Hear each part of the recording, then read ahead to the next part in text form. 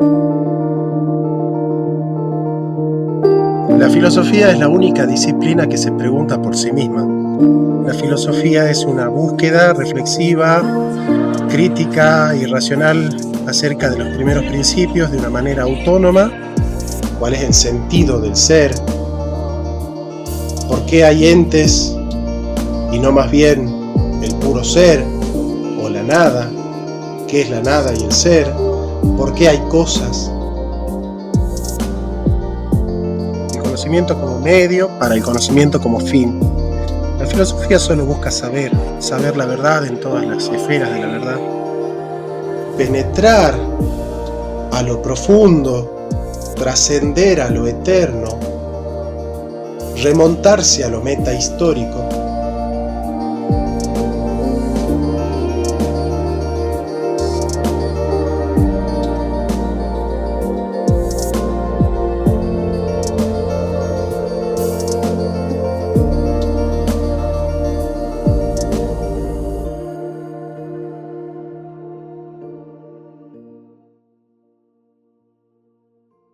Sí, sí, a ver. Fíjate que por lo que precisamente explicas en el capítulo uno, me parece que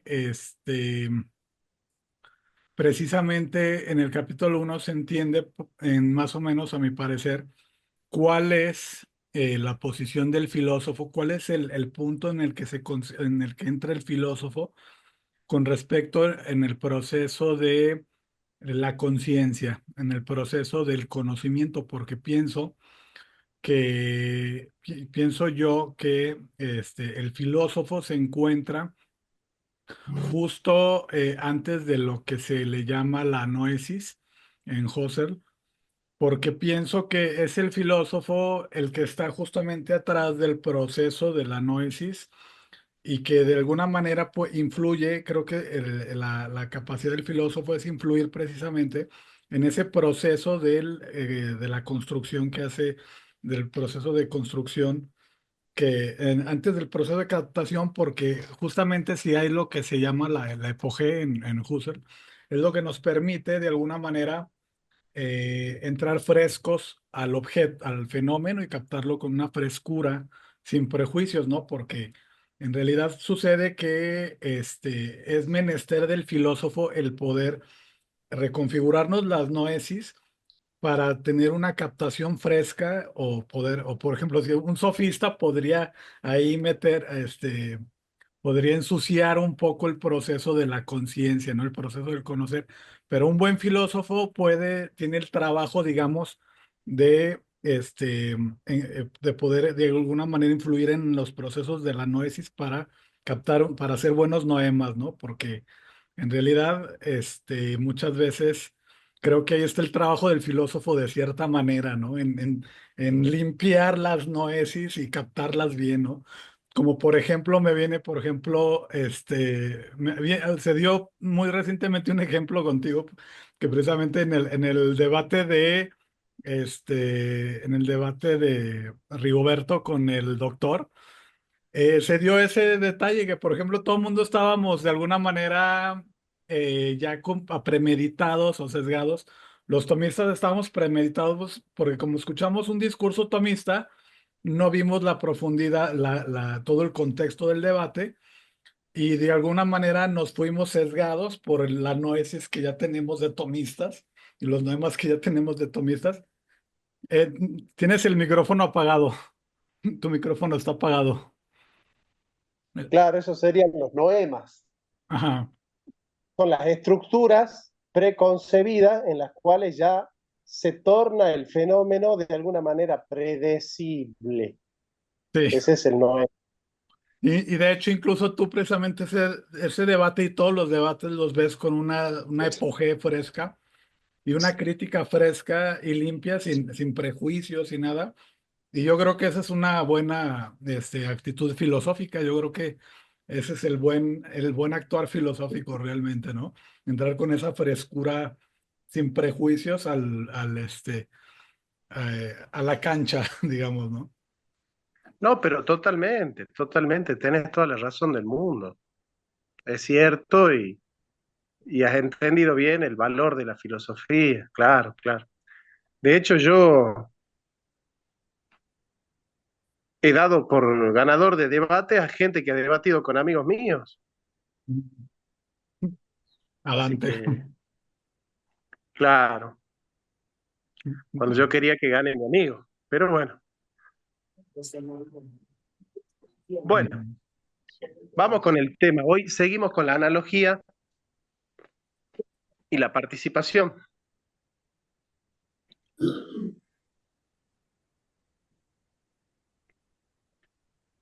A a ver si me llego a hacer entender, que ya sería todo un logro, que yo me haga entender en un tema tan difícil. Estoy viendo, ahí,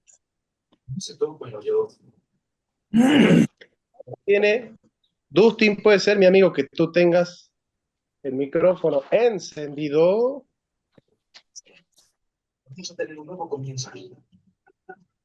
Ah, no, pero de alguien viene el sonido. A ver, ¿de dónde? ¿De dónde está viniendo el sonido? A ver.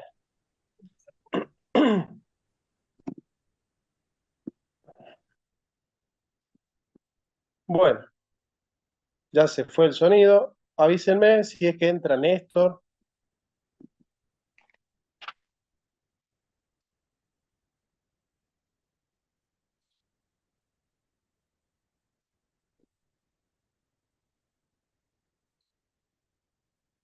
Bueno,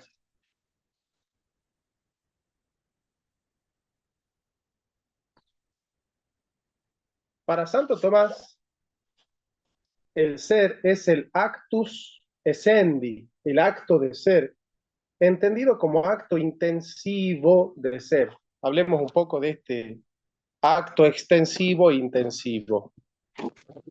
El ser es acto porque es perfección pura. Lo contrario del acto sería la potencia, aquello que puede ser, posibilidad de realidad. Dios no es posibilidad, Dios es realidad pura y plena y perfecta. Entonces, que Dios sea acto puro es que Dios es realidad pura, es pura realidad. Es lindo ese concepto, a mí me gusta, en vez de decir Dios es acto puro, a mí me gusta mucho decir Dios es pura realidad. Es toda la realidad, es la realidad más plena, es la realidad más auténtica, ¿no? Platón decía ontos on, lo realmente real, digamos, ¿no? Así me gusta decirlo a mí.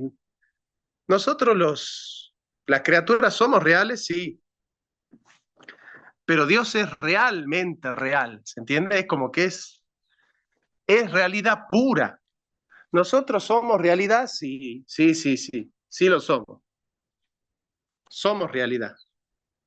Pero somos una realidad que no es pura realidad. Somos también seres potenciales, finitos, contingentes. ¿Quieren que les haga una distinción metafísica que nunca se hizo? Claro. Sí, sí, sí, sí. Miren, es una distinción metafísica que la descubrí hoy al mediodía leyendo y que no la hace ni siquiera Santo Tomás. Con esto no significa que yo sea mejor que Santo Tomás, pero montado en sus hombros uno puede ver cosas que él no ve, porque uno está parado sobre sus hombros, ¿no? Pero el gigante es él. Y tiene que ver con la introducción a mi libro, del cual Arturo está leyendo mucho y complacidamente lo está entendiendo mucho también. Esperamos el análisis en el canal de Arturo también, ¿no? De la introducción. A nosotros nos pertenece la nada, absolutamente, relativamente o de ninguna manera. ¿Qué les parece?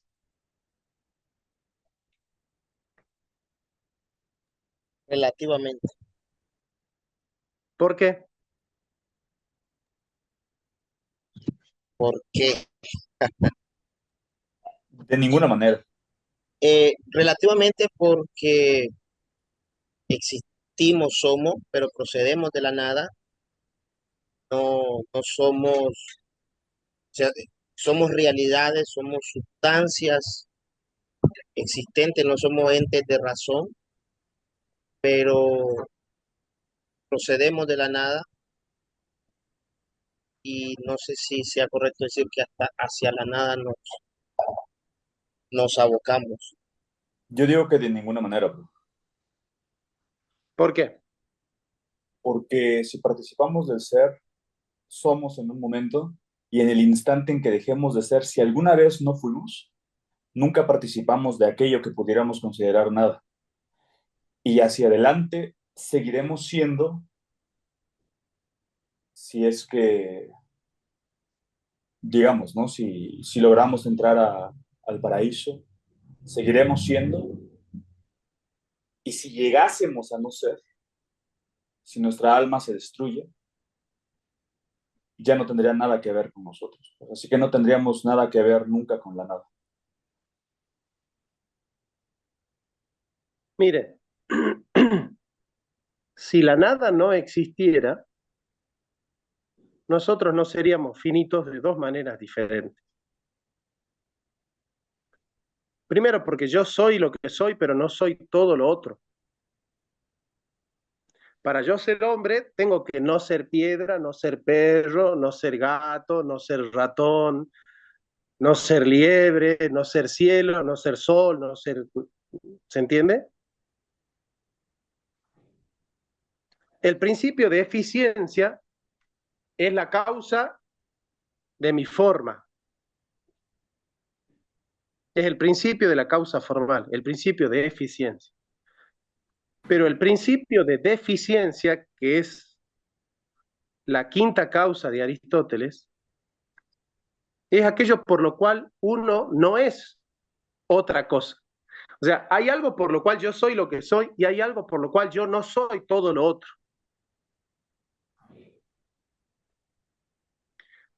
¿Por qué yo no soy todo lo otro? Porque estoy acotado por la nada. Fuera de mis determinaciones esenciales yo no soy nada. Es decir, si a mí me quitan la esencia formal de ser humano, ¿qué soy? Nada. Entonces, ¿yo soy acto puro de ser o un acto puro de ser determinado por la nada? Lo segundo. Miren, la nada es como esto, miren. La nada hace así, miren.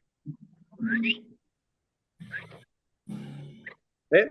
Va determinando al ente para que el ente quede siendo lo que es. Pero fuera de los límites de la eficiencia del ente no hay nada. Él no es nada más que eso que es.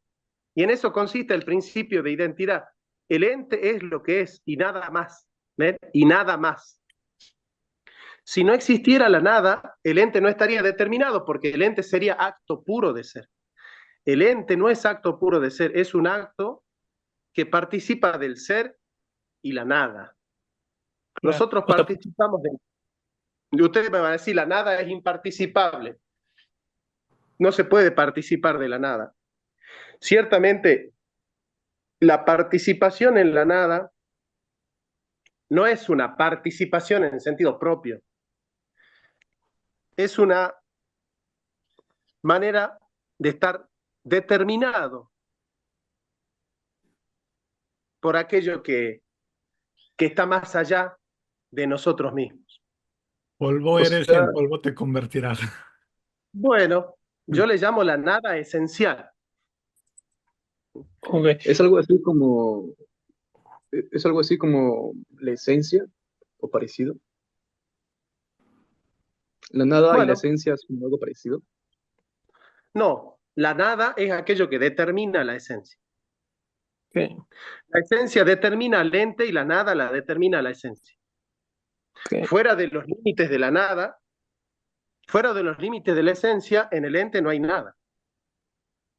¿Se entiende? O sea, yo soy hombre, ese es mi acto. Por eso la forma sustancial se identifica con el acto. Claro. ¿Qué significa que la forma sustancial se identifica con el acto? que fuera de mi esencia yo no soy nada. Es decir, yo soy hombre, y si no soy hombre no soy nada.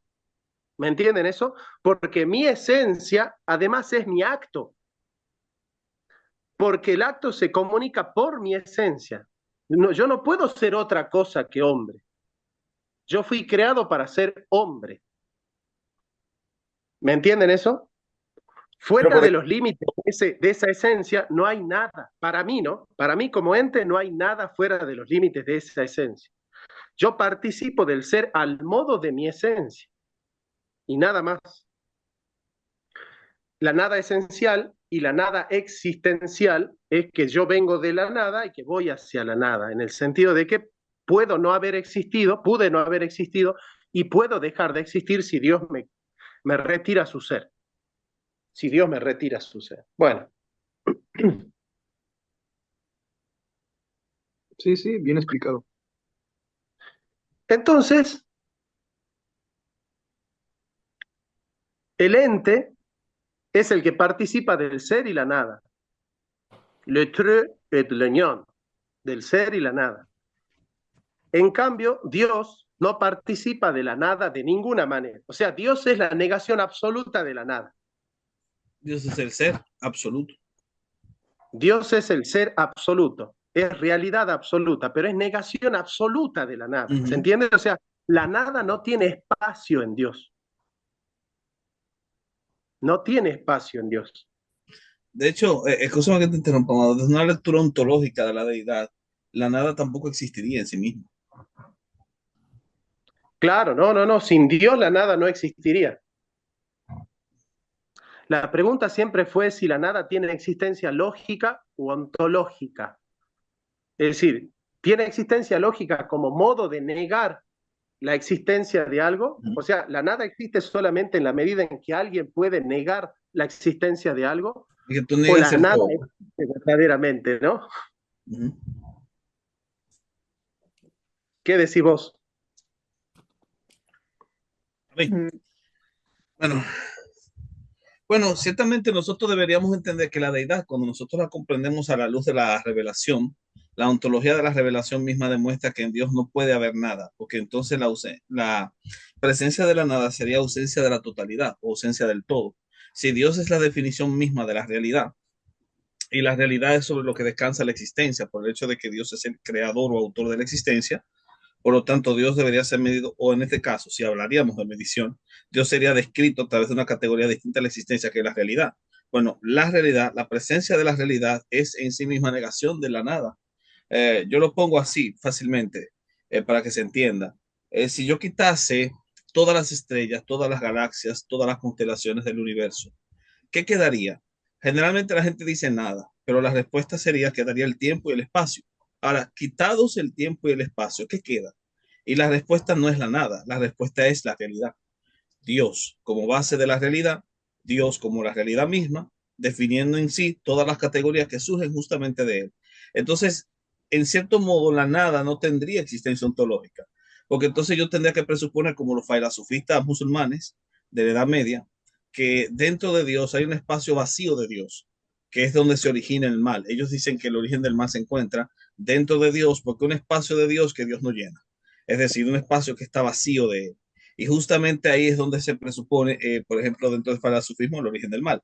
La idea es que si yo apelo a una concepción de la nada desde una perspectiva ontológica, tendría que hacerlo ya siendo ateo.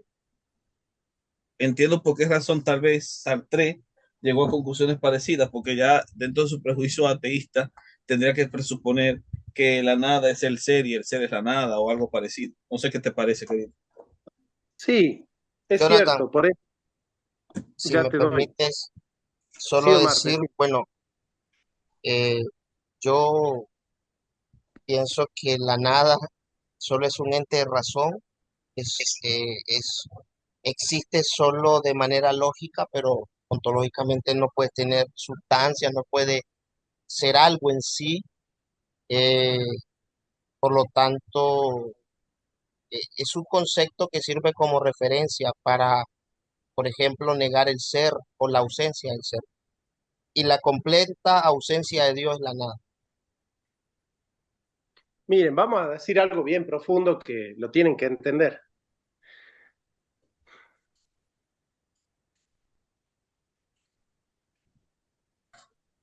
¿Vieron que se dice el mal no existe? ¿Vieron que hay una teoría agustiniana que dice que el mal no existe, que es ausencia de un bien debido? En Y su si el lucha mal contra no existe, maniqueos.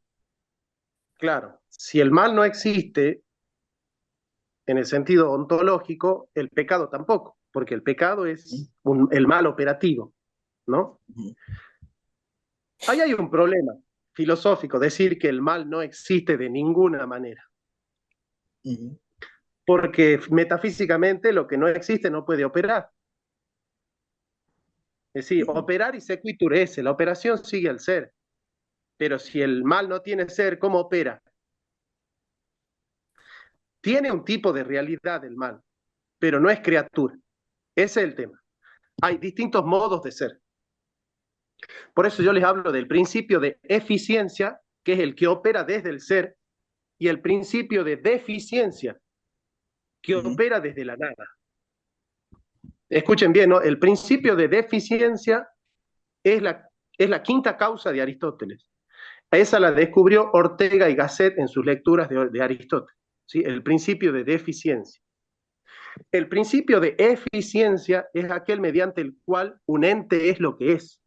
El principio de deficiencia es aquella mediante el cual el ente no es todo aquello que no es. ¿Se entiende? Bien, o sea, el principio de deficiencia opera como accidente de la sustancia, no es sustancia. Y como para nosotros la criatura es sustancia, el mal no es sustancia, pero es accidente. ¿Qué significa? El mal reposa sobre un bien y lo horada. Es un Y lo va parásito, consumiendo. ¿Cómo, Néstor?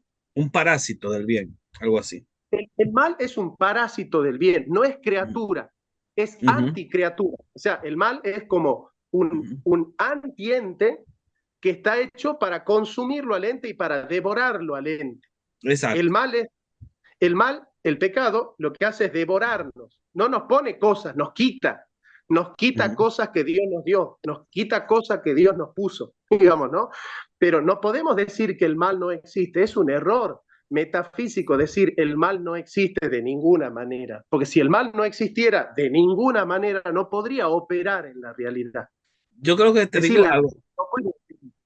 Te digo que yo creo que tomando esa diferencia es lo que permite corregir, por ejemplo, esa perspectiva filosofista que decía que el origen del mal estaba en Dios. Si Dios está aparte de la existencia y la categoría con la cual podemos definirlo es la realidad, entonces podríamos decir que el mal existe pero no es real, en el sentido de que no puede horadar a Dios, no puede devorar a Dios, que es la realidad, pero sí podría devorar a aquellas criaturas que están relacionadas o vinculadas al ser a medida que su vinculación con el ser es totalmente o diametralmente opuesta al ser, es decir, en rebeldía Está con el ser. mediatizada por la nada. O sea, el mal Exacto. solo puede horadar a las entidades que están mediatizadas por la nada.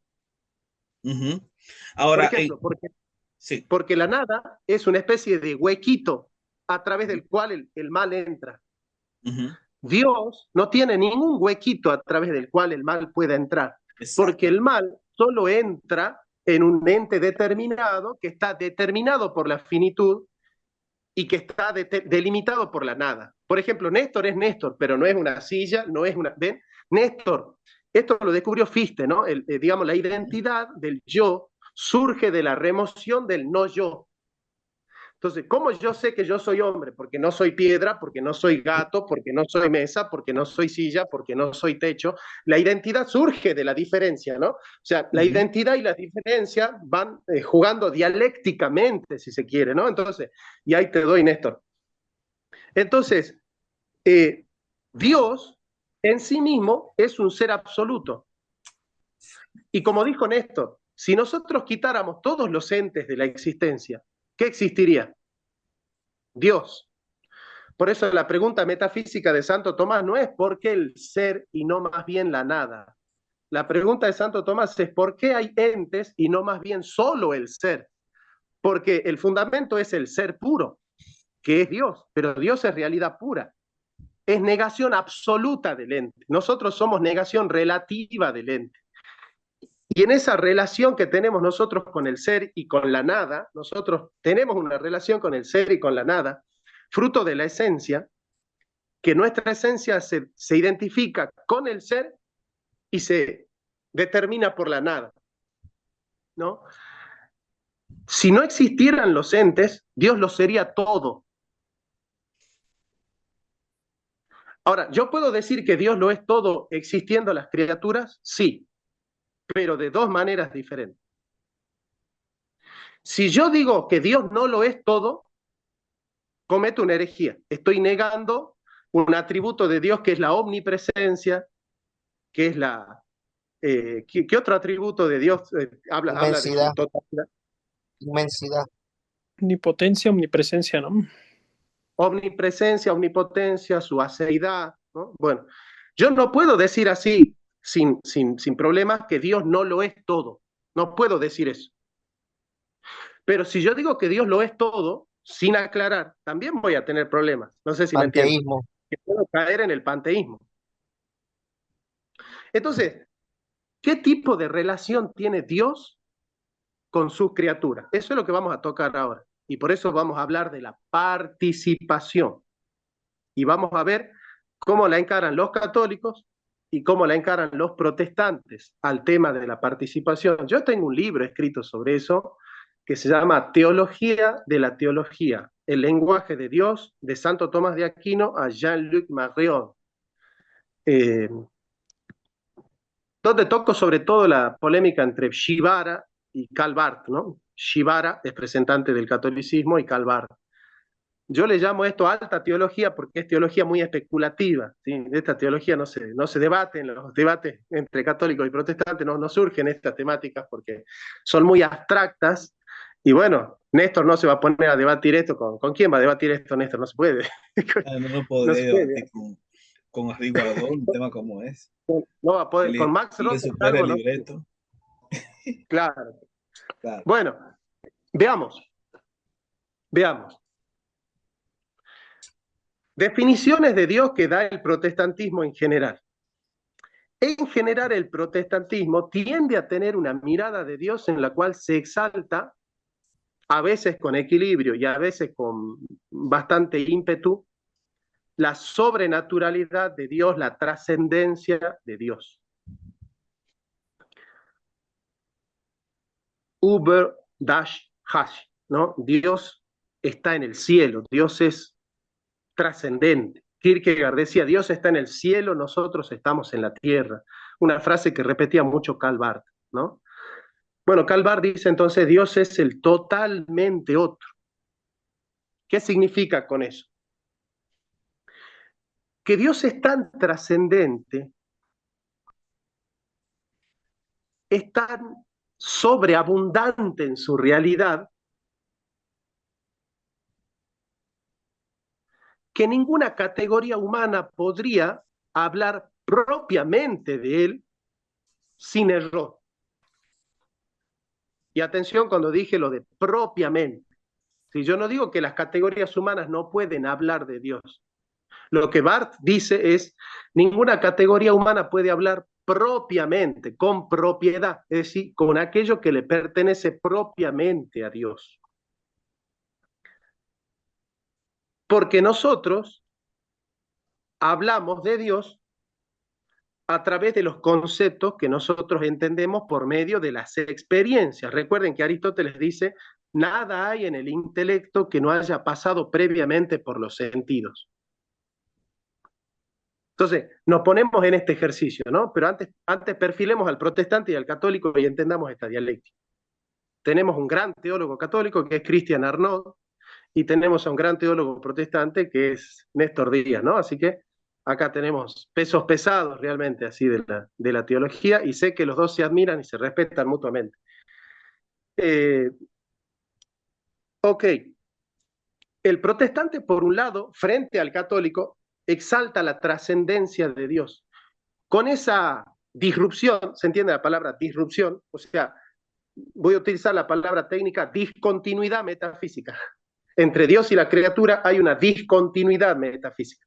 Recuerden que el principio de la continuidad metafísica, ¿cómo reza? ¿Se acuerdan? ¿Alguien conoce cuál es el principio de la continuidad metafísica, cómo reza ese principio. Vamos a darle Es un chance principio, a los no, dejarle chance a los muchachos para ver si ellos le tiran. el, el principio lo descubrió el pseudo Dionisio Areopagita, que yo le expliqué el otro día a Riguardón, que no es el pseudo, el que escribió la jerarquía celeste no es el Dionisio que se No, convirtió con la predicación de San Pablo. él pensaba que era no relaja. Él pensaba que era claro, él citaba No a Dionisio pensando que era el que se convirtió en el Areópago con San Pablo, ¿no? El pseudo Dionisio escribió en el año 480, o sea, pasaron Es ya un bastantes siglos. pseudoepígrafe. Es una pseudoepigrafía, es una Pero pseudoepigrafía. no, yo no diría que sea un pseudoepígrafe en el sentido técnico que hoy se utiliza el término, porque ya sería anacrónico. Ya que generalmente cuando se utiliza pseudoepígrafe se refiere mucho más a la literatura intertestamentaria, especialmente No, la del corte apocalíptico. Sí no, sería pseudoepígrafe en el sentido etimológico del término, ¿verdad? Pero no en el sentido técnico, sería la palabra. es pseudoepigrafía ¿en qué sentido? Que los autores medievales, para darle difusión a sus textos, escribían los textos y le ponían nombre de grandes personajes del cristianismo para que se difundan. Ellos eran conscientes de que no eran los autores de ese texto y muchas comunidades eran conscientes de que ese texto no lo había escrito San Pablo, San Pedro o Dionisio el Areopagita, pero se les ponía ese nombre para que queden para la posteridad y para que sean difundidos más fácilmente, ¿no? O sea, el concepto de autor, como lo conocemos hoy desde la modernidad, era distinto, ¿no? Pero, Interrumpo vamos, poquitito por decir que queda 1 minuto y medio de tiempo para que finalice esta sesión, entonces inicio la no me siguiente. digas que no tenemos la sesión larga, che. Ajá, no tenemos la sesión larga. Ah, Tenemos, mira. tenemos la de esta, la de 45. Y también, de paso, digo que, bueno, esto ya no lo respondes en la siguiente, pero yo pensaría que la continuidad metafísica es lo de la cuarta vía, más o menos. No, no, lo digo y volvemos. El principio de continuidad metafísica dice que lo ínfimo de lo superior se choca con lo superior de lo inferior. ¿Sí? O sea, lo superior de los grados inferiores se topa con lo ínfimo de los grados superiores. Y eso se llama continuidad metafísica. ¿Sí? Pero después vamos a explicar la discontinuidad metafísica y vamos a ver cómo se explica eso. Bueno, lamentablemente tenemos que salir y volver, no tenemos el Zoom largo, pero ahí volvemos. Nos conectamos con el mismo link, Arturo. Mismo link. Lo nació después. Sí, Entonces, no solo eso, me llamado que inserte esta idea. La pseudoepigrafía también era muy común por el hecho de que también se trataba de insertar cierta autoridad al texto. Es decir, claro, si yo escribo un documento, es muy distinto a que lo escriba Pablo, o que lo escriba Pedro, a que lo escriba Tomás.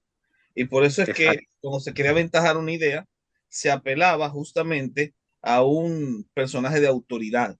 Y es por esa razón que tú vas a encontrar el libro de Enoch, que es un pseudoepígrafe. No lo escribió nunca Enoch, pero jamás en nuestro sano juicio vamos a pensar que Enoch escribió ese material, puesto que en la época de Enoch posiblemente la escritura ni siquiera se había desarrollado. Entonces, por ahí va la cosa.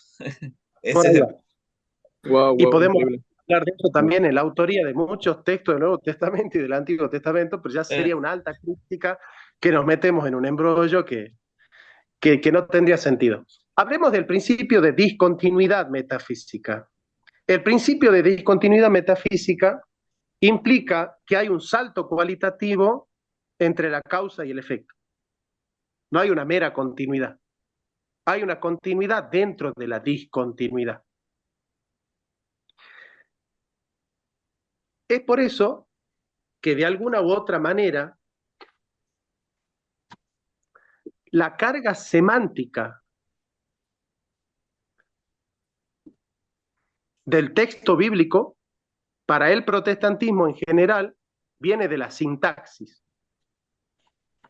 En cambio, la carga semántica del texto para el catolicismo viene de la pragmasis, de la pragmática. Yo sé que me están mirando como que yo estoy hablando chino básico, Vamos a estudiar un poco de semiótica para entender en qué consiste todo esto. La semiótica se divide en tres grandes ramas: la sintáctica, la semántica y la pragmática. ¿Qué es la sintáctica? Es la ciencia que estudia la relación de un signo con otro signo.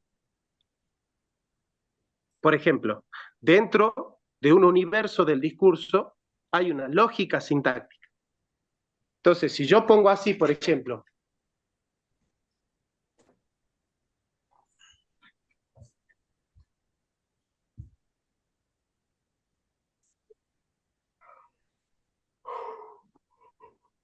¿leen ahí qué dice? 11 igual más 2. 11 igual más 2. Esto no tiene sentido, lo que dije. Pero con los mismos elementos yo lo voy a ordenar sintácticamente y voy a poner 1 más 1 igual a 2. Estoy utilizando los mismos elementos que arriba, pero acá arriba hay una sintaxis, o sea, los elementos están ordenados en una relación que no les da sentido. En cambio, acá abajo, los elementos están ordenados en una relación que sí les da sentido. Bueno, la ciencia que estudia la relación entre signos se llama la sintaxis. Por ejemplo, poner mal una coma es un error sintáctico, ¿se entiende? Bueno, Y un para error él, que cuesta vidas, oíste. ¿cómo, amigo? Un error que ha costado más de una vida. Ah, olvídate. Claro, cuando perdonaron a aquel sujeto, dice perdonado, coma, no matar, y la coma la pusieron después del no, y mataron al sujeto. Perdonado, Perdonado, no. coma, matar. Es verdad, es verdad, es verdad. Bueno, los testigos de Jehová juegan con eso cuando Jesús dice, de cierto te digo, hoy estarás conmigo en el paraíso. Los testigos de Jehová ponen la coma después del hoy y dicen, de cierto te digo, hoy, coma, estarás conmigo en el paraíso, pero no hoy. Y lo en otro adventista momento, también. Mi presencia. Pensé que tenía el aceite de... O sea, la sintaxis, la falta de la sintaxis te puede matar, así como te puede condenar, pero también la sintaxis, si no se toma en consideración, puede generar herejía, ciertamente. Claro. Bien, ahora, ¿en qué sentido yo digo que el protestantismo hace una lectura semántica? Ya voy a explicar qué es la semántica y después vamos con eso de católicos y protestantes. ¿Qué es la semántica? ¿Qué pasó? ¿Qué pasó ahí, Hugo? Vamos apagando el micrófono. No hay ahí de las mías. O no sé, Arturo, vos silencialo a todos los micrófonos y volvemos a poner. Porque Frank... Listo. En serio, siempre me pregunto por qué gente se mete a las clases y se pone a hacer cosas y justamente uno... uno entra a un link para tomar la clase. Bueno, ¿qué es la semántica? La ciencia que estudia la relación del signo con el designado. Y el resultado de la relación entre el signo con el designado es el significado. Por ejemplo, hay signos que son naturales, signos que son icónicos y signos que son artificiales. Un signo natural tiene una semántica directa, obvia. Por ejemplo, está tronando, ¿qué significa? Que va a llover. Entonces, el signo es el trueno. ¿Sí? El signo es el trueno. El sonido, digamos, ¿no? El signo es el sonido. El designado es las nubes chocando, que causan el trueno. Y el significado es que va a llover. Ese es un signo natural. Una persona en Salta, una persona en Bolivia o en el Congo belga puede darse cuenta que cuando truena es señal de que va a llover. Ese es un significado, es un signo natural. Después tenemos signos icónicos. Por ejemplo, si yo les hago así, ustedes entienden este signo, pero es un signo icónico. Una persona de una tribu bantú no va a entender este signo. Y quizás en una tribu esto signifique un insulto y me maten, porque yo no sé qué significa esto para una tribu bantú, pero yo sé que para nosotros esto significa peace and love, ¿Se entiende? Bueno, y después tenemos signos convencionales, por ejemplo, los semáforos. Los semáforos, el verde del semáforo es un signo convencional, podría ser el amarillo, el azul, el violeta, el anaranjado, no hay ningún problema, y son signos convencionales. Y la semántica estudia la relación del signo con el designado, que da como resultado el significado. Y después tenemos la pragmática. ¿Qué es la pragmática? ¿Han escuchado hablar de esa palabra? Sí. La pragmática es la ciencia que estudia la relación del signo ¿con qué? Con el intérprete. La pragmática tiene que ver con el contexto a través del cual un signo tiene un significado. Estudia el contexto, digamos, estudia el etos del significado. Entonces, repasamos. La sintáctica estudia la relación de un signo con otro signo. Miren, así, es profundamente horizontal la sintáctica. La semántica estudia la relación del signo con el designado y la pragmática estudia la relación del signo con el intérprete. Ahora, si yo les digo algo, me imagino que ahora lo pueden entender. El protestantismo tiene una semántica que surge de la sintáctica y el catolicismo tiene una semántica que surge de la pragmática.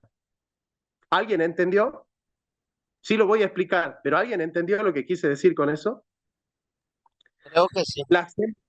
La semántica del catolicismo surge, brota de la pragmática.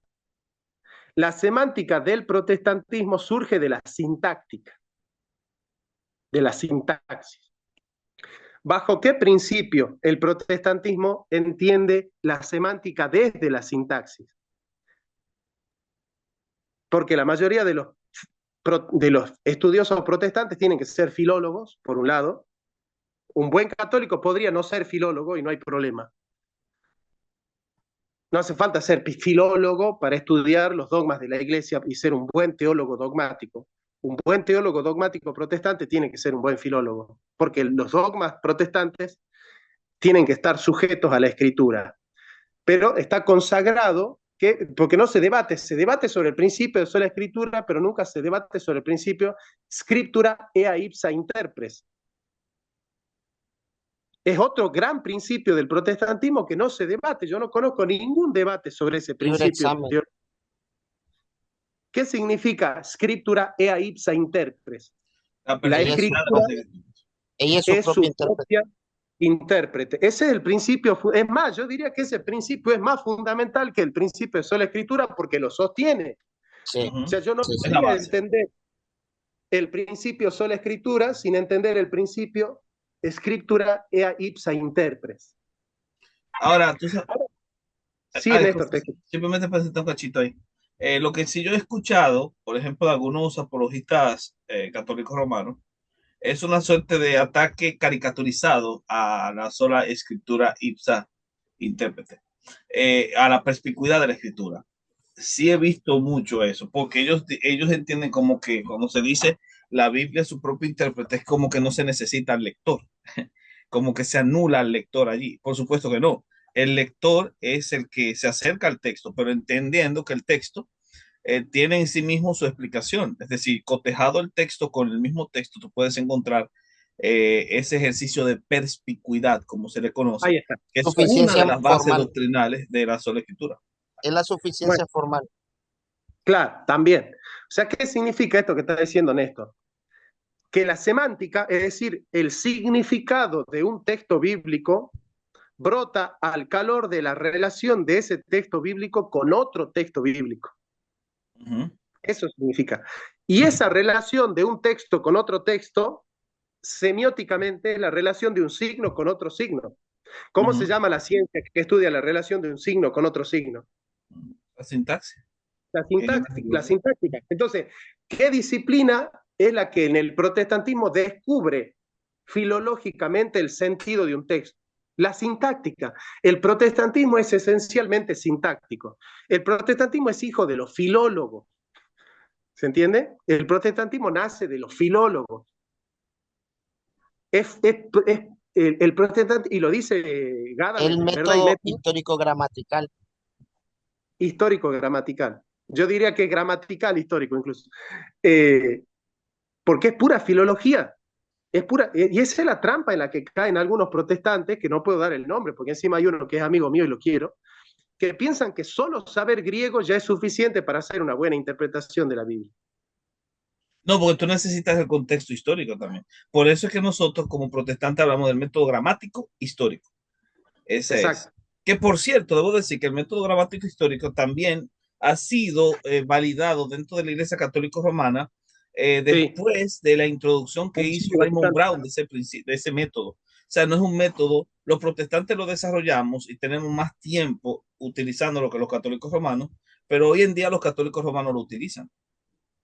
Y lo utilizan bien, pero justamente desde el Concilio Vaticano II, la Iglesia Católica se abrió al método histórico gramático o gramático histórico, siguiendo a Schleiermacher. Sí. Pues ya vamos a estudiar la relación.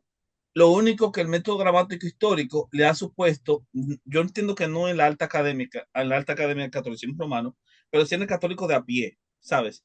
Le ha supuesto un problema porque es gracias al método gramático histórico que tú ves a John P. Mayer cuestionando la virginidad perpetua de María, porque apela al método gramático histórico. Ve en la lectura de las escrituras desde una perspectiva del contexto histórico y gramatical que es imposible sostener la virginidad perpetua y sigue siendo un académico católico que no tuvo problemas, siguió siendo parte de la Comisión Pontificia Bíblica, porque el catolicismo romano, este tipo de temas hoy en día como que ya no le causan tanto problema, pero sí al católico de a pie, Sí, que sí, muchas veces es no tiene verdad. academia. En cambio, el catolicismo desarrolla el sentido de ese texto en función de la historia de la comunidad que escribió ese texto. Es decir, el catolicismo en función de su hermenéutica tradicional interpreta el texto a la luz de la historia y no a la luz del texto mismo.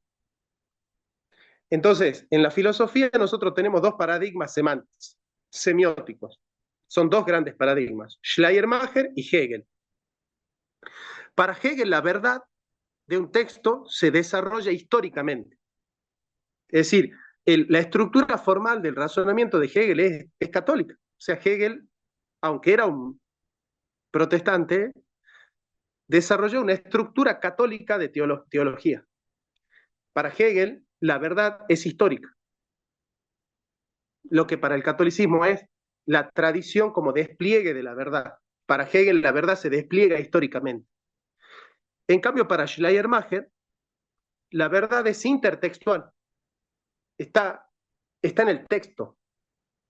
Y para Schleiermacher, la forma que tiene el creyente de empatizar con el texto, de convertirse en uno con el texto, de fundirse con el texto, Kierkegaard diría, de hacernos contemporáneos con el texto, ahí descubrimos la verdad. No en la relación del texto con la historia, sino en la relación de la vida del creyente con el texto, ¿no? Esa es la relación sintáctica en Schleiermacher. Ahora, ¿cuál es el problema filosófico de fondo detrás de esto?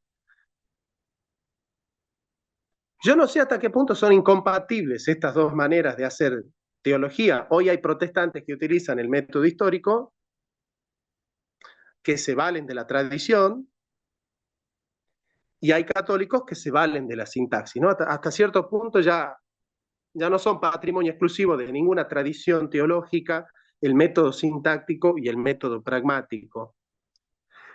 Ciertamente, si un protestante niega el principio scriptura e issa interpres, yo creo que ya está fuera del protestantismo.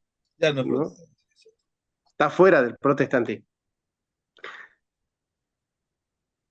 Ahora, lo que pasa es que, escúchame, para aclarar algo, lo que pasa es que cuando se dice que la escritura es su propio intérprete, es porque nosotros apelamos directamente al texto como la base sobre la cual se construye el quehacer dogmático. Pero se utilizan instrumentos, ¿verdad? O sea, en el acercamiento con el texto tú utilizas un instrumento que es la sola escritura, ¿verdad? Pero ese instrumento parte de otras fuentes que también considera como válidas cuando se va a acercar al texto. Lo único que esas fuentes se convierten en fuentes auxiliar. sí, pero sería más bien, porque hay que saber diferenciar. Cuando nosotros decimos sola escritura cuando decimos sola escritura no niega otras fuentes de autoridad, ¿verdad? Hay que entender que cuando se habla de fuentes de autoridad hay dos sentidos en el aspecto de fuentes de autoridad. está el sentido dogmático, está el sentido hermenéutico. Entonces yo puedo utilizar fuentes para hacer hermenéutica, pero esas fuentes con las cuales yo hago hermenéutica tienen que partir del texto que se considera infalible. Las fuentes no son infalibles, por eso se pueden corregir las fuentes o se pueden desechar ciertas fuentes. Luego están las otras fuentes de autoridad, que son las que dan como el imprimatur final, pero esas fuentes de autoridad también son falibles. Lo que se piensa es que sean fiables. Entonces, se hace esa separación entre la fiabilidad y la infalibilidad. Por ejemplo, la tradición puede ser fiable, pero no infalible, porque la tradición puede ser corregida a la luz del texto escrito. Si una tradición contradice el texto escrito, la tradición se desecha. ¿Por qué? Porque el texto escrito sirve como la base infalible material para poder, en este caso, acercarse a los instrumentos. Los instrumentos se acercan a este texto infalible, pero los instrumentos son, en ese caso, validados o invalidados por el mismo texto. Es como más o menos la dinámica que se juega en ese caso. Es verdad, che, es verdad. Y se confunden fácil, ¿no? Las cosas. Sí, sí, se confunde muy fácil. Te digo cuál es la solución. Esta solución se la leí yo a Berkov. Bueno, estábamos hablando de eso esta mañana, de que se pueda diferenciar entre suficiencia material y suficiencia formal. La suficiencia material está en el texto escrito, es la fuente material. La suficiencia material es lo que decimos sirve como una de las bases del principio de la escritura. Y la suficiencia material, que la vemos en Juan 20:31, por ejemplo, es infalible. Pero la suficiencia formal está aplicada, por ejemplo, a la iglesia o al magisterio, o en este caso a la tradición. Estas fuentes tienen suficiencia formal porque formalmente definen los dogmas, pero esos dogmas esencialmente o materialmente se destilan de la Biblia. La cuestión es que la suficiencia formal no es infalible, es fiable. Y la evidencia de que no es infalible está en el que en la fuente material, el texto escrito, se dan advertencias de que no se malinterprete. Entonces, ¿por qué hay estas advertencias de que no te vayas más allá de lo que está escrito, de que prediques todo el consejo de Dios, de que no la des con interpretación privada? Y la más exquisita, 2 Timoteo 2:15, que hay quienes, el obrero aprobado es aquel que usa, que traza bien la palabra de verdad. ¿Por qué existen estos textos preventivos y advertivos a la hora de hablar del quehacer hermenéutico, de cómo yo me acerco al texto? Porque puede el que se acerca al texto equivocar el texto. Y por eso existen esos textos advertivos preventivos, de forma tal que el que se acerca al texto, aunque sea el magisterio, puede equivocarse. Por eso hay advertencias en la fuente material, lo que evidencia que yo podría evaluar una conclusión, una reflexión teológica hecha por un magisterio determinado, diciendo es correcto a la luz de cuán apegado está el texto, o es incorrecto a la luz de cuán apegado no está el texto. De ahí que se hable de falibilidad en la suficiencia formal del magisterio, por ejemplo, pero también se puede hablar de fiabilidad, nunca de infalibilidad. ¿Por qué? Porque la infalibilidad presupone nunca equivocación. Pero en el hecho de que haya equívocos en el acercamiento que se hace al texto, muestra que yo podría hacer una lectura fiable del texto, pero nunca infalible. De modo que la interpretación nunca es infalible, siempre será o fiable o será inviable, pero nunca será infalible a menos que se destile directamente de ese texto infalible que le sirve de base.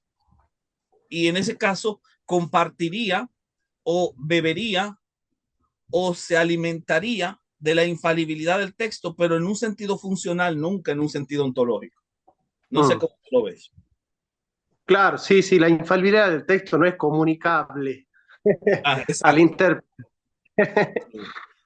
que yo lo voy relacionando un poquito con esto de la naturaleza divina. Dice 1 Pedro 1:4, segunda no recuerdo, dice, somos partícipes de la naturaleza divina. Bueno, ¿en qué sentido yo soy partícipe de la naturaleza divina? O en un sentido ontológico, en un sentido funcional. Si yo digo que es en un sentido ontológico, me vuelvo Dios. Pero si es en un sentido funcional, entonces estaría recibiendo realidades o recibiendo ciertos elementos, ciertos contactos con esa naturaleza divina que se refleja, por ejemplo, en mi carácter, sin convertirme ontológicamente en Dios. Es lo mismo que pasa con, por ejemplo, el magisterio y la escritura. Si el magisterio se acerca a la escritura, el magisterio no es infalible, pero participa de la infalibilidad del texto cuando lo lee correctamente. Claro, te entiendo. Y eso es lo que dice, por ejemplo, un protestante cualquiera, como un protestante como Luis Berco decía eso, que es bien interesante ese punto.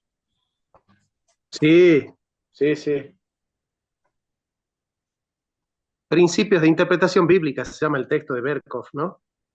No, ese es el de historia de los dogmas cristianos. Mira, Historia de los dogmas cristianos. En el capítulo 1, él hace mira. esa interesante apreciación, muy buena, por cierto, les recomiendo todo ese material de Berco.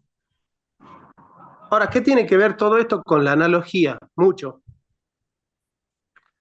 Porque para el protestante la analogía fidei, la analogía de la fe, implica descubrir en toda la Biblia la unidad de la doctrina.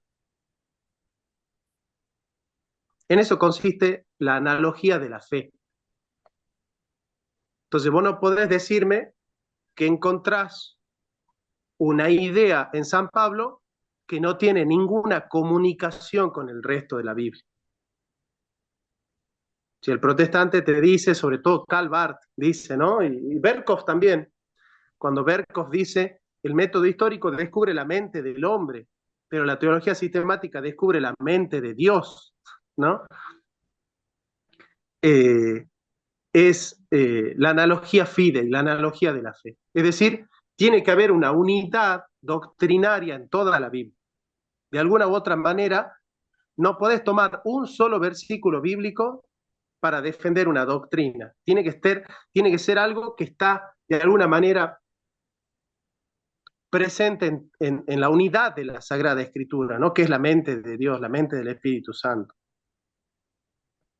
Es sintáctica. Y ahí cobra sentido cualquier texto, en esa relación sintáctica de la escritura ea ipsa interpres.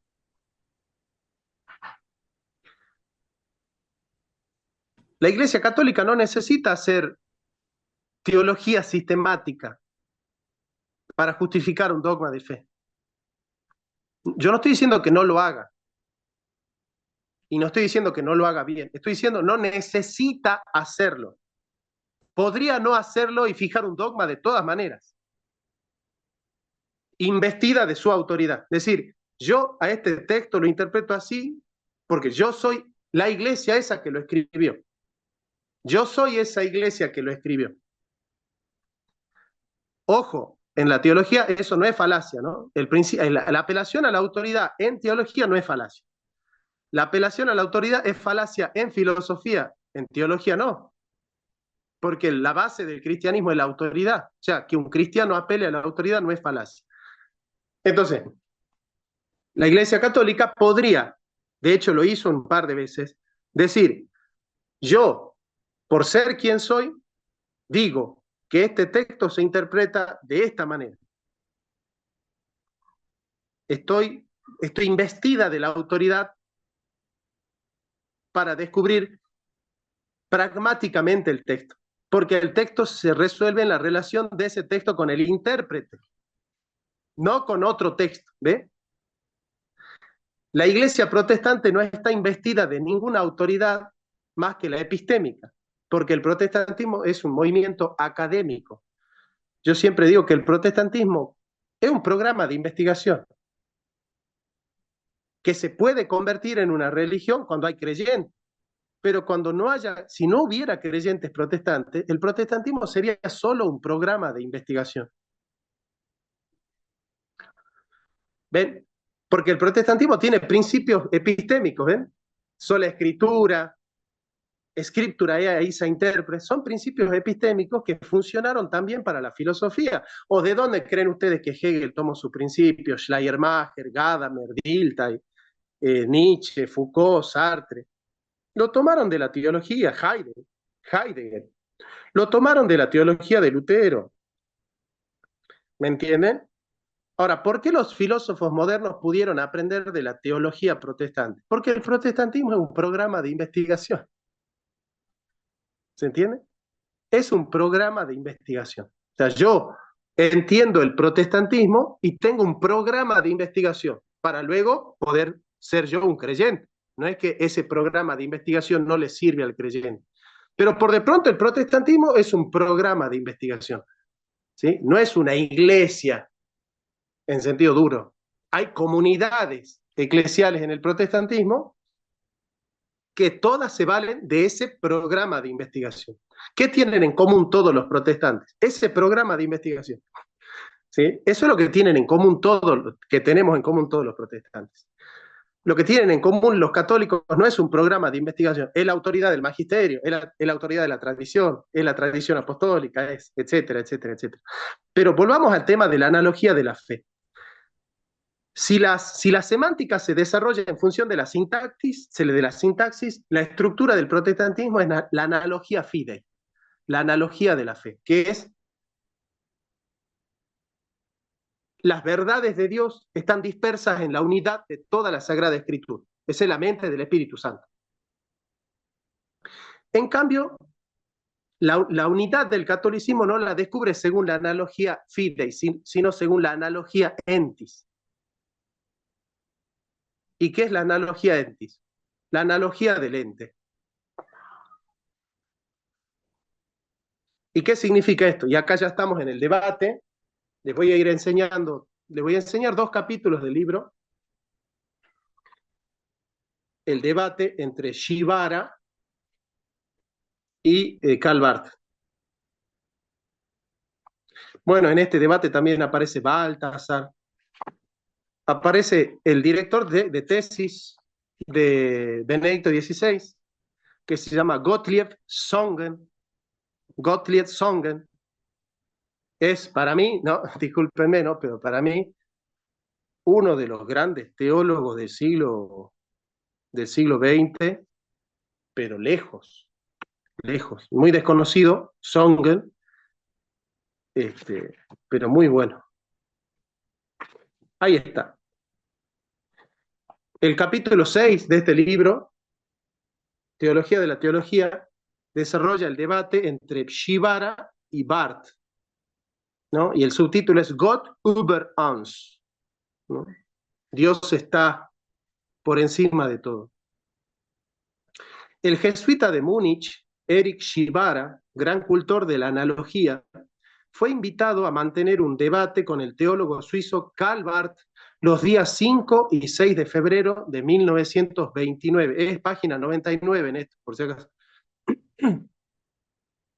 Sí, página 99. En la capital de Westfalia, ¿no? Precisamente sobre el pensamiento de Laquinate, pues admiraba el fino rigor de sus trabajos y le brindaba la oportunidad de pensar mucho. Según Shivara, cito, después de siglos, protestantes y católicos se sentaban en torno a la misma mesa para entablar un diálogo dinámico y sustancial. Barth reconoció el dominio de su oponente en la Biblia, aunque le parecía excesiva su continua referencia a la Iglesia. El filósofo jesuita calificó en 1940 la analogía entis como el principio formal del pensamiento católico, enfrentado a una teología dialéctica del out-out de cuño protestante. ¿Ven? O sea, para Erich Shivara, el núcleo del catolicismo es la analogía entis. En el apartado titulado Analogía entis del libro de Shivara, la analogía aparece como principio. Entra en juego la relación entre filosofía y teología, y lo propone como el núcleo en el que se plantea la relación entre esencia y existencia, fe y razón, Dios y criatura, inmanencia y trascendencia se complementan recíproca y diferencialmente como naturaleza y gracia. O sea, ¿qué es la analogía entis? Que a través del ente podemos llegar al ser a través de la razón. Esa es la analogía del ente. Que yo puedo predicar de Dios aquello que encuentro en la criatura. Ya vamos a ver. El pensamiento de Shivara está centrado en el problema de Dios, al que piensa como misterio y polaridad. Dios está cercano al ser humano, pero al mismo tiempo es un misterio trascendente. Su obra más importante se titulaba lógicamente Analogía Entis, y en ella exploraba las relaciones entre el ser de Dios y el de las criaturas. En esta publicación póstuma, por medio del método fenomenológico, desarrolló una filosofía de la religión de carácter comprensivo entre lo natural y lo sobrenatural a partir de las afirmaciones tomistas. En el prólogo de 1920 confesaba no pretender otra cosa que un prolegómeno crítico condicionado en lo puramente objetiva por la tradición originaria de Platón, Aristóteles, Agustín, Tomás. Como observamos, y lo dirá luego Ratzinger, la línea de teología analógica sigue los lineamientos de la filosofía griega. Cito: la fe cristiana en Dios en sí acepta la doctrina filosófica de Dios y la consuma. Dicho brevemente, el Dios de Aristóteles y el Dios de Jesucristo es uno y el mismo. Yo sé que si Carlos Veloz estuviera acá presente con nosotros, se estaría rasgando las vestiduras con esta afirmación, ¿no? El Dios de Aristóteles y el Dios de Cristo es el mismo Dios, dice Benedicto XVI, en su libro que se llama El Dios de los cristianos y el Dios de los filósofos, ¿no? Un saludo a mi amigo Carlitos, debe estar por ahí.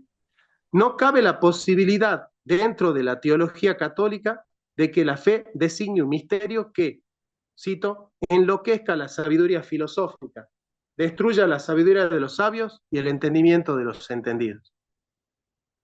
La postura de Barth supone que el eje Atenas-Roma, así dice Barth, ¿no? Para Barth, la Iglesia Católica trazó el eje Atenas-Roma, ¿no? Que el eje Atenas-Roma ha fundamentado una filosofía de corte racional con fundamento en un acceso natural a Dios. Esta sobrevaloración de la naturaleza como trampolín hacia Dios no es de corte hebreo. La razón natural no puede entender el modo de hablar de Dios, y la analogía entis supone un acercamiento entre el creador y la criatura que es en un modo caído. No hay semejanza entre Dios y el hombre caído, pero sí entre el Salvador y el creyente. Solo el salto de la fe puede cubrir ese abismo. Colosenses 3:10 lo explica así: y revestido del nuevo, el cual conforme a la imagen del que lo creó, se va renovando hasta el conocimiento pleno. Solo los creyentes pueden descifrar la palabra de Dios. Esto es bien protestante. Es decir, la Biblia fue escrita para creyentes. Solo un creyente puede leer la Biblia y entenderla. A ver, vamos a continuar con esto un poquito y ya vamos a escuchar a Néstor. ¿Quieres leer un poquito, Néstor? Me gusta cómo...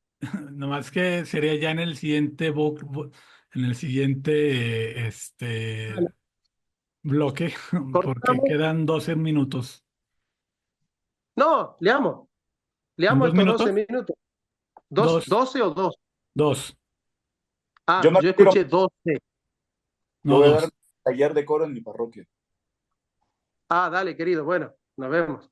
Vamos. Entonces nos conectamos y escuchamos la lectura de Néstor y después vemos ahí si hacemos entre él y yo una reflexión. Bueno, nos conectamos de nuevo entonces en el link.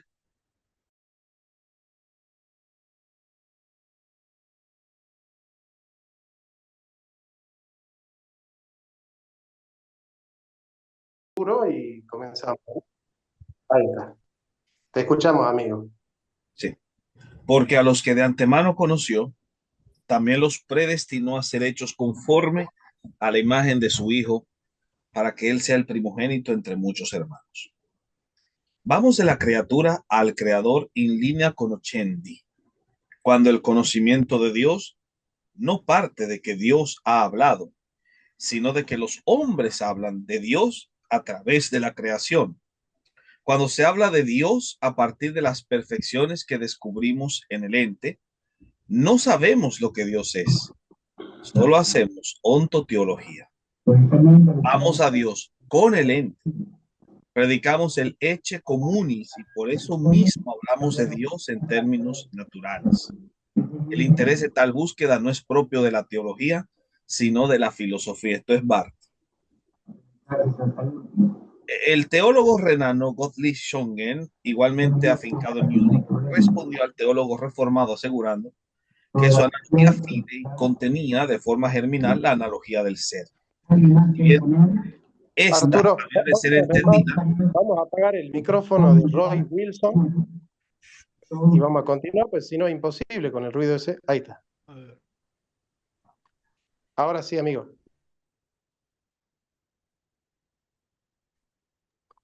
Tu micrófono, amigo Néstor. Lo que pasa es que Arturo silenció a todos para poder... Sí, está bien. El teólogo renano Gottlieb Schongen, igualmente afincado en Múnich, respondió al teólogo reformado asegurando que su analogía fidei contenía de forma germinal la analogía del ser. Si bien esta había de ser entendida de un modo teológico y no simplemente filosófico como en Shibara.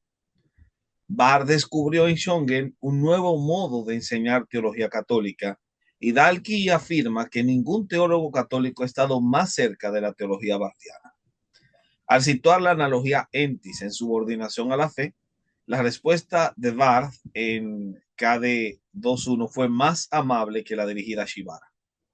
Heidegger, por ejemplo, es barthiano cuando asume que entre el ser y el ente hay una diferencia ineludible e infranqueable.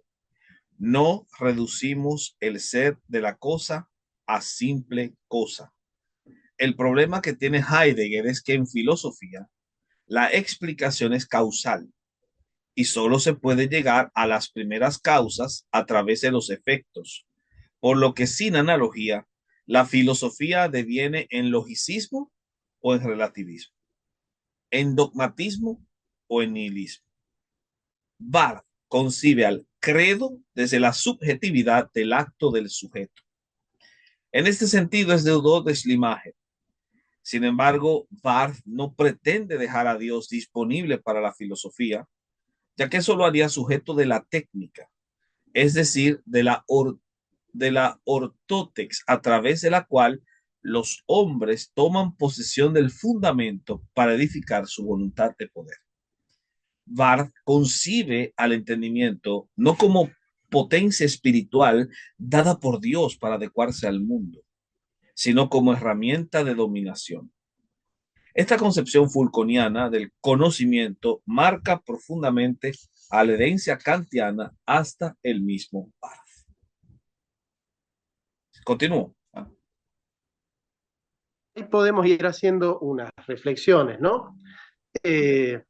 Vos como protestante, Néstor, y también si Cristian, seguramente que algo querés preguntar o algo querés decir. O sea, la estructura es esta, ¿no? El protestantismo dice, nosotros solo podemos tener como criterio para saber quién es Dios lo que Dios dice en su palabra. A través de la teología natural nosotros no sabemos lo que es Dios, sino solo lo que no es. Porque entienden místicamente o por vía de la remoción la dialéctica entre el ente y el ser. Entonces, al protestante solo le queda como doctrina la palabra de Dios y no la teología natural. Bueno, realmente, para ser un poquito más exacto en ese sentido, no es que el protestantismo, sí, no es que el protestantismo niegue que haya un acercamiento que se dé a través de la teología natural. De hecho, no. las escrituras lo presuponen, que hay un acercamiento a la teología natural. El mismo Pablo en su discurso en Atenas, él hace una presentación desde la filosofía de la religión, es decir, desde la apelación a la teología natural. No hay una negación en cierto caso. Lo que sí se podría decir es que yo como protestante diría que la concepción de quién es Dios, no solamente de una manera apofática, sino a través de una manera catafática, porque Romanos 1.18 presupone que incluso la revelación natural puede presentarte el poder de Dios, la inmensidad de Dios, que son categorías catafáticas, no apofáticas.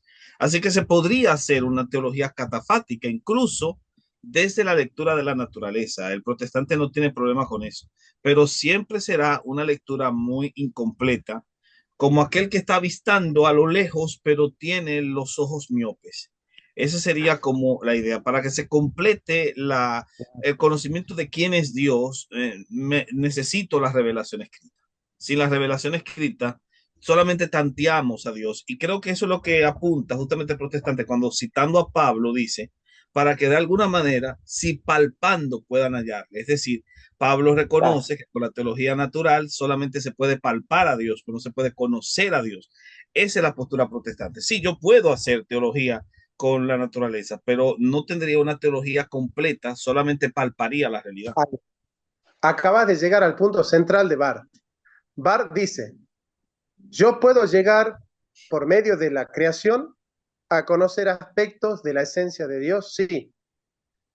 Pero ese Dios que yo conozco por la razón es totalmente otro con respecto al Dios que conozco a través de las Escrituras. Es Es decir, metafísicamente el mismo Dios. es metafísicamente el mismo Dios, pero Néstor diría, que lo escuché decir y que me gusta, metafísicamente Metafísicamente, claro. es el totalmente otro. ¿Se entiende? Sí. ¿Pero por qué? Y yo lo utilicé en mi debate con Aristarco. Yo dije, a través de la metafísica yo te puedo probar que Dios existe, pero no te puedo probar quién es Dios a través de la metafísica. Entonces, si yo quiero basarme en la analogía de la fe, voy a llegar a la paradoja, porque el Dios protestante es esencialmente paradójico. La teología cruz, la teología de la cruz. En cambio, en el catolicismo hay una mayor continuidad entre la teología natural y la teología de la fe. Yo no estoy diciendo que en el catolicismo no haya espacio para la paradoja. Lo que yo digo es, en general, los dogmas católicos no están hechos en función de la paradoja. La paradoja católica fue estudiada más por los místicos católicos que por los concilios.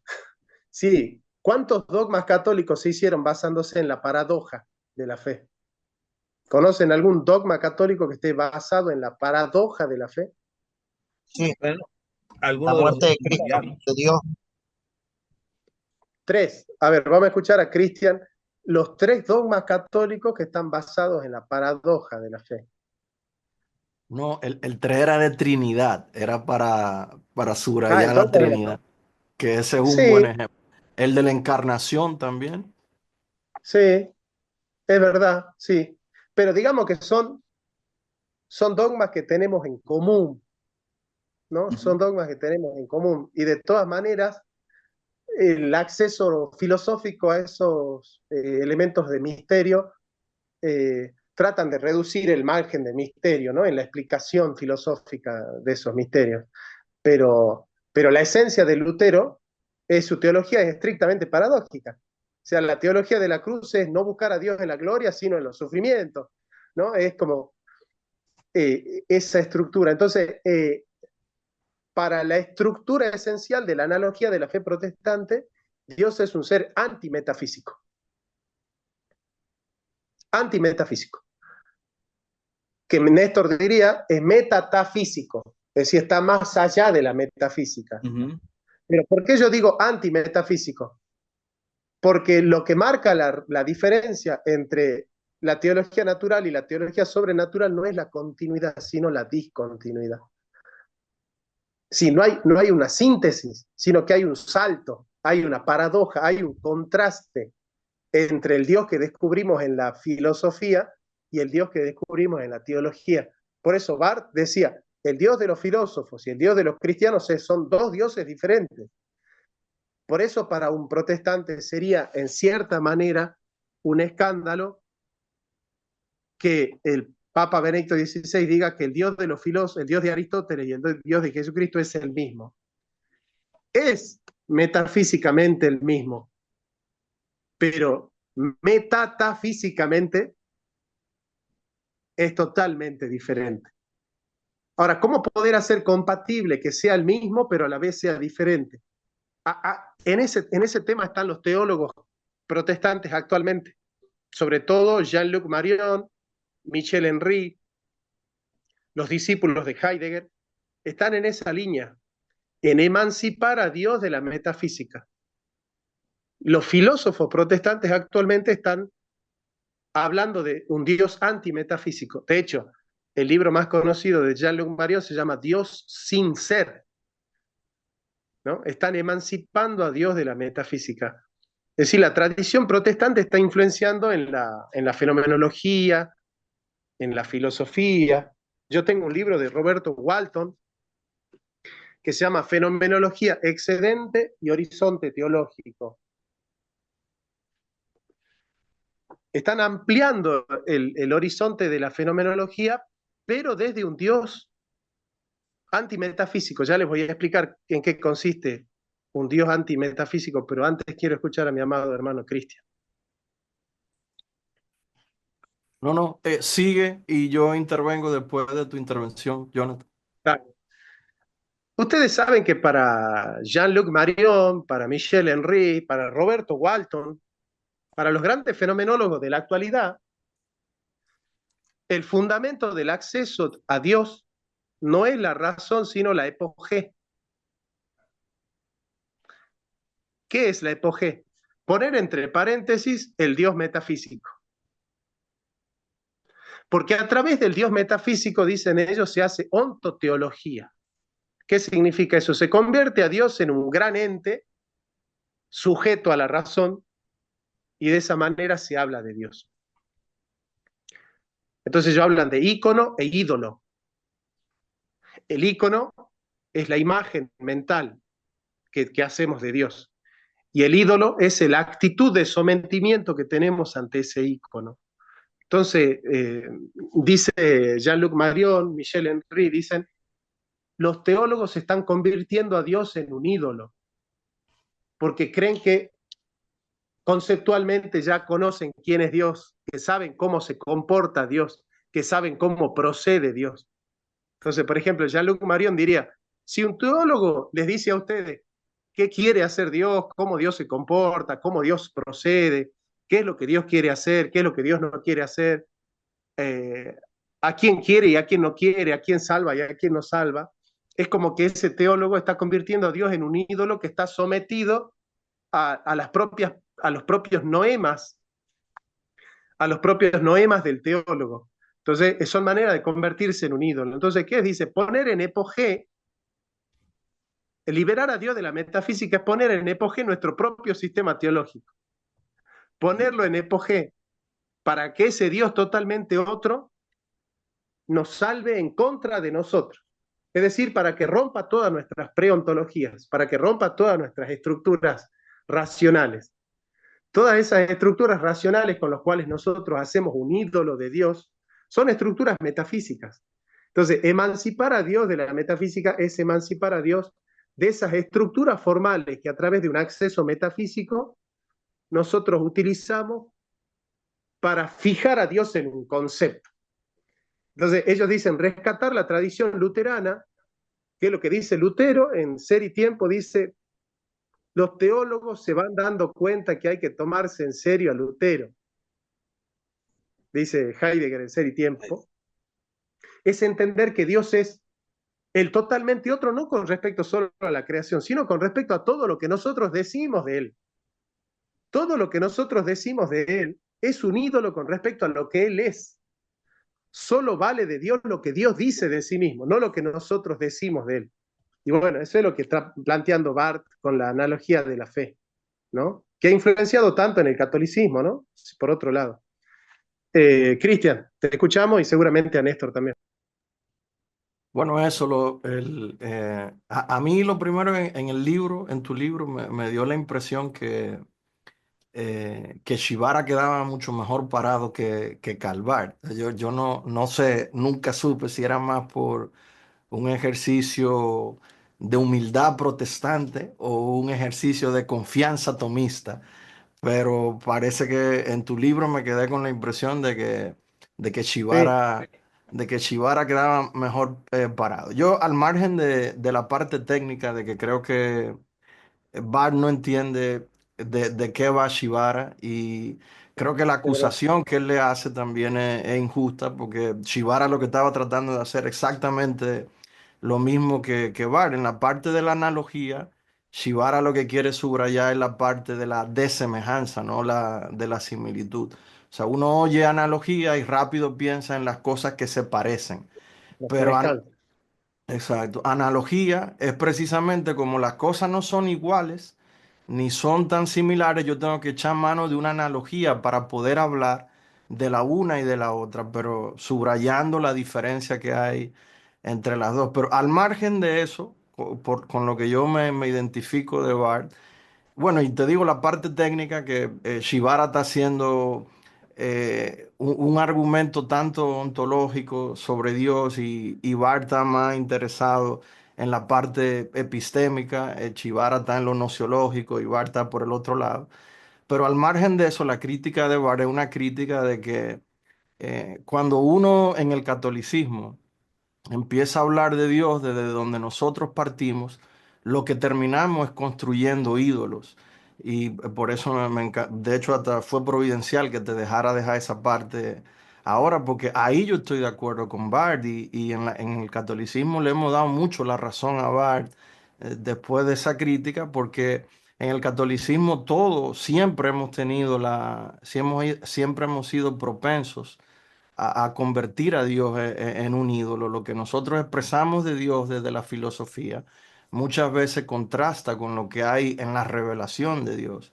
Y que Barr estuviera todo el tiempo diciendo que nosotros nunca partimos de Jesucristo, sino de un ente que nos hemos inventado, y lo subraya así como ser, que nos hemos inventado naturalmente, es un peligro del que la teología católica siempre tiene que cuidarse.